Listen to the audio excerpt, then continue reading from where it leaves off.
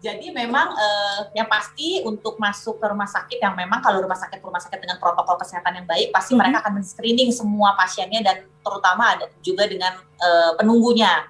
Biasanya mereka berdua akan diminta untuk swab ya. Kemudian biasanya juga hanya boleh ditunggui oleh satu pengunjung, yang menemani itu hanya boleh satu dan tidak terima pengunjung.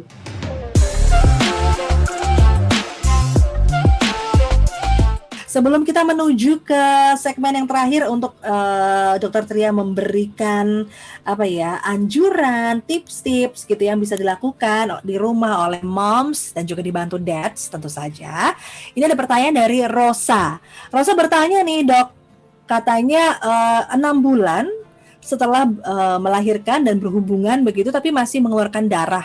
Apakah ini sisa nifas atau ini normal? Kalau sudah 6 bulan harusnya dicek ya, harusnya nifas sih udah enggak Mbak, udah 6 bulan tuh. Jadi harusnya dicek apa memang mungkin dia sudah kembali menstruasi atau mungkin ada seperti infeksi di mulut rahim, kadang-kadang juga keluhannya ada keluar darah ya. Jadi harusnya dicek. Tapi kalau udah 6 bulan udah kita nggak bilang nifas lagi. Pap smear ya berarti yang harus dilakukan ceknya. Mungkin pap smear harus pap smear. Itu harus menemui ke dokter kandungan juga kah, Dok? Iya. Oke, baru direkomendasikan untuk pap smear begitu? Iya. Oke.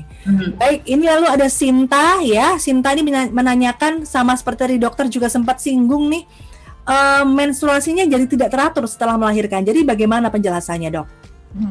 Jadi kalau menyusui, Mbak, menyusui full ya, direct breastfeed, itu sebenarnya ada hormon menyusui yang memang menekan nggak terjadi proses menstruasi.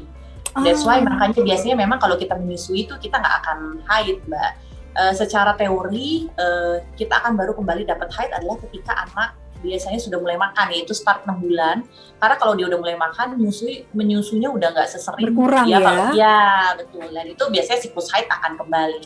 Kadang-kadang ada juga orang yang memang walaupun dia menyusui sudah kembali haid, ada yang seperti itu, Mbak. Tapi memang normalnya kalau kita nyusuin ya nggak haid gitu. Nah, karena memang dia menyusui kadang-kadang masih kacau tuh. Jadi kadang-kadang bulan mens, bulan depan enggak, seringkali seperti itu. Oh, jadi masih normal ya? Ya, tapi mungkin kalau memang mau lebih pasti sih cek ya. Tapi itu kalau memang dia menyusui itu biasanya masih dipengaruhi oleh hormon menyusui. Oke, ini ada juga nomor telepon 453 nih 3 digit di belakangnya kadang ada nama. Ini menanyakan mengenai higienitas ya ketika pasca persalinan, khususnya untuk setelah BAB. Karena takut untuk membersihkan area yang ada di situ. Nah, bagaimana caranya nih, Dok? Jadi itu yang memang selalu ditakutin sih sama pasien-pasien. Jadi mereka kadang-kadang takut tuh pupnya ini ya Mbak, duduk di toilet tuh takut mereka tuh. Takut, betul. Jadi mereka berdiri, ya udah pasti kalau berdiri cebok juga jadinya nggak terlalu bersih. Jadi ya memang kita selalu anjurkan adalah itu kan jahitan bukan jahitan yang dia akan break gitu, kebuka gitu dengan dia. Itu kuat ya Dok ya? Dengan buang air besar tuh nggak akan sobek ya, Dok? Enggak lah Mbak, itu kan jahitannya bukan jahitan kaleng-kaleng kali ya kalau kita bilang ya. Jadi ya biasa aja Mbak, nggak ada yang berubah. Jadi ya kita pup biasa aja, pup diseka, dibersihkan seperti biasa. Oke, jadi seperti biasa. Baik, kita ke pertanyaan dari YouTube ya. Ini Hana Cahaya menanyakan mengenai pijat oksitosin tadi yang dokter sampaikan. Ini bisa didapatkan di mana? Mungkin pelatihannya kali ya. Kemudian, ini juga mirip seperti tadi ketika lahiran normal, sulit duduk begitu ya selama seminggu karena jahitannya masih sakit. Bagaimana caranya duduk yang enak gitu? Silakan. Oke, pijat oksitosin sebenarnya kalau mau di search di YouTube banyak banget. Itu banyak tinggal ya? belajar tutorial ya. Betul, belajar sama suami aja suruh ngerjain. Oke. Biar bagian dia ya. Iya, biar bagian dia, biar dia ikut andil ya Mbak ya. Betul. Jadi itu gampang banget, bisa dikerjakan, simple banget gitu. Bisa suami, bisa mama, bisa siapapun lah di rumah dibantu gitu. Nah, kadang-kadang nih Mbak, kalau nyeri pada abis ngelahirin normal tuh di daerah anus ya, kita bilang daerah pantat, seringkali juga kan kalau orang hamil tuh ambeien-nya keluar ya biasanya ya. Dia akan ada wasir gitu keluar, dan memang biasanya ini seringkali ketika dia ngeden, dia keluar meradang, itu juga yang seringkali bikin sakit sekali gitu. Terutama pasien biasanya nggak nyaman kalau duduk gitu. Jadi mungkin dicek lagi ya. Kadang mungkin bukan jahitan, karena jahitannya juga kan harusnya kalau sampai pantat tuh biasanya dokternya akan bilang ini jahitannya cukup lebar nih gitu, sampai ke daerah anus gitu. Pasti biasanya dia akan ada petata petiti, nggak ini gitu. Tapi kalau enggak sih biasanya kemungkinan bisa coba dicek apakah memang wasirnya lagi, ambeien-nya tuh lagi meradang. Oke, berarti cek ambeien ya. Baik, ini dari Tifa AP, dokter, untuk pasien pasca lahiran normal dan sesar kira-kira bisa pulih total setelah berapa hari perawatan? Apakah ada teknis khusus supaya pemulihan pasca persalinan bisa lebih cepat durasinya? Oke, kalau pulih apa nih? Maksudnya bisa jalan gitu ya, kembali beraktivitas normal. Sepertinya gitu. Begitu ya dok ya. Oke. Jadi sebenarnya mau sesar atau normal sekarang, apalagi sekarang ya Mbak, sesar gitu. Biasanya dia 6 jam juga sudah bisa kembali jalan, nggak ada masalah. Iya, jalan bisa, dan kita targetnya jalan tuh bukan hanya jalan aja ya, dia bisa mandi, bisa ke kamar mandi sendiri, bisa pipis gitu. Itu kan yang sebenarnya kita bilang sudah kembali recovery itu kan adalah seperti itu gitu. Jadi sekarang ada metode yang tadi saya tadi sudah singgung, bahwa konsep operasi sesar dengan konsep ERAS kita bilang, nanti mungkin dibahas nanti di lain kali ya Mbak. Itu memungkinkan banget ya pasien bisa cepat sekali kembali beraktivitas setelah lahiran sesar. 6 jam biasanya kateter udah kita lepas, pasien sudah bisa jalan, sudah bisa buang air kecil ke kamar mandi, dan biasanya kita akan lebih cepat memulangkan pasien. Di hari kedua biasanya sudah bisa pulang. Wow, udah kayak lahiran normal, cepat pulang ya? Iya, kayak lahiran normal, betul, kayak lahiran normal. Kalau dulu saya dok, apa yang pertama saya lakukan adalah begitu selesai udah boleh ke belakang, saya turun cari timbangan dok. Saya pikir akan turun banyak ya. Saya bertanya, loh Bu mau kemana? Saya mau cari timbangan. Ternyata rata-rata 6 kiloan ya turunnya. Saya nggak sampai, cuma 3,5 kilo turunnya gitu. Wow, ini terus masih banyak banget, ini gimana? Pada waktu itu panik ya, karena baru tahu gitu kan. Ternyata itu semua proses ya dok ya, pelan-pelan ya, penurunan berat badan. Baik, nah ini sekarang kita akan sampai di yang terakhir, Dokter Tria, untuk menyampaikan tips begitu ya, secara perawatan yang bisa dilakukan oleh moms dan juga dibantu oleh dads di rumah pasca melahirkan, dan juga mungkin makanan-makanan apa yang dianjurkan begitu, silahkan. Oke, jadi yang pasti yang paling penting adalah satu, support system, dukungan suami itu paling penting. Yes. Itu dulu. Yang harus istrinya harus dibantu, ya harus dibantu, harus disayang-sayang, dibikin seneng ya Mbak ya. Yes.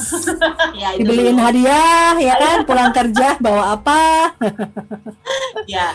Dan yang kedua adalah memang biasanya concernnya adalah perawatan luka gitu. Ya, kalau memang lahiran normal sih lebih simpel ya. Lahiran sesar juga sebenarnya enggak sih, karena memang tertutup perban biasanya gitu. Biasanya kita minta untuk konsumsi makanan dengan gizi seimbang, terutama adalah protein tinggi untuk mempercepat pemulihan gitu.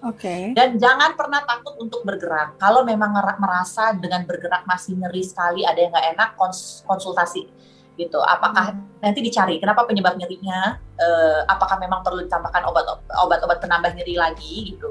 Anti nyeri ya? Iya, anti nyeri. Karena kalau kita takut bergerak, sudah pasti recovery akan menjadi lebih lama. Catat tuh. Memang kuncinya harus banyak bergerak ya. Even itu kita mikir, aduh ini ada jahitan, ternyata tetap harus banyak gerak. Iya. Aktivitas harus bisa diusahakan kembali normal. Dan kalau dengan aktivitas sudah bisa kembali normal, darah nifas juga pasti akan lebih cepat keluarnya Mbak. Dia akan turun kan. Oke. Untuk makanan-makanan yang dianjurkan dok? Tetap yang protein tinggi, protein hewani tinggi. Ya kita.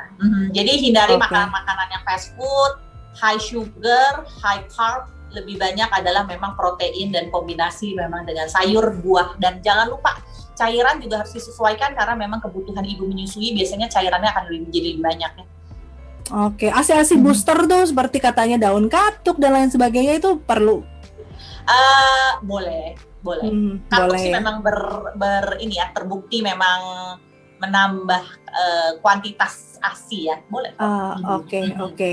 Nah, satu lagi terakhir dokter, ini kan lagi pandemi begitu ya. Lagi pandemi, segala sesuatunya harus lebih higienis dan berbeda gitu, karena ini normalnya sudah berbeda gitu, new normal. Mungkin ada lagi perbedaan yang bisa dilakukan oleh moms and dads, terutama yang sedang mempersiapkan lahiran pertama nih di tengah pandemi? Yang kalau prosesnya sih nggak ada yang berbeda ya Mbak, lahiran kan gitu aja ya. Tapi nggak boleh ditemenin ya sekarang ya? Nggak, jadi memang yang pasti untuk masuk ke rumah sakit yang memang kalau rumah sakit dengan protokol kesehatan yang baik, pasti mereka akan men-screening semua pasiennya dan terutama ada juga dengan penunggunya. Biasanya mereka berdua akan diminta untuk swab ya. Kemudian biasanya juga hanya boleh ditunggui oleh satu pengunjung, yang menemani itu hanya boleh satu dan tidak terima pengunjung. Oh, tidak itu perbedaannya. Iya. Padahal dulu kita kalau ngelahirin banyak yang nengok ya Mbak, cantik-cantik, banyak yang kasih kado. Tapi itu juga bisa menjadi quality time justru ya. Iya, betul. Jadi untuk lebih bonding. Lebih concern, betul. Tapi untuk perawatannya di rumah segala macam mungkin ada yang perlu diperhatikan atau sama aja? Sama aja sebenarnya, sama aja kok Mbak. Dan sekarang semua dipermudah ya. Kadang-kadang kita juga dulu mungkin mau pergi, nggak ada konselor laktasi, datang ke rumah kadang-kadang gitu. Ya sekarang kan kita mungkin agak takut ya terima tamu di rumah gitu. Tapi kan bisa dimungkinkan dengan Zoom, video call gitu. Ada teknologi lah, dimudahkan kok. Oke, baik. Dokter Ruswantriani, SPOG dari Rumah Sakit Ibu dan Anak Bunda Menteng, Jakarta Pusat, atau Dokter Tria ya disapanya. Terima kasih sekali waktunya sudah berbincang. Sama-sama Mbak. Moms and Dad, sahabat Sonora pada kesempatan kali ini. Mudah-mudahan nanti kita bisa ngobrol-ngobrol lagi ya Dok. Sehat selalu.